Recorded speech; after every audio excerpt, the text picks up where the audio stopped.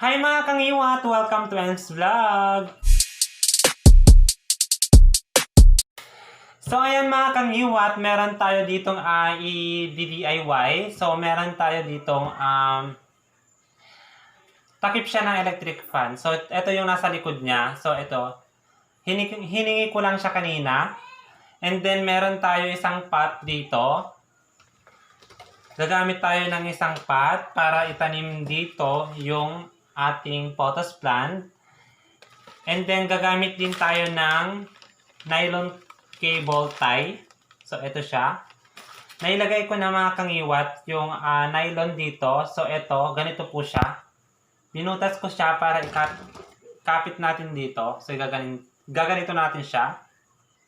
And then yung mga mahaba or yung mga mahabang pothos plant natin, yun yung mga i-cable tie din natin para hindi siya, para maayos siyang tignan dito sa may hanging plants natin na gagawin. So, keep on watching para makita nyo kung ano yung outcome ng gagawin natin for today. So, let's start mga Kangiwa!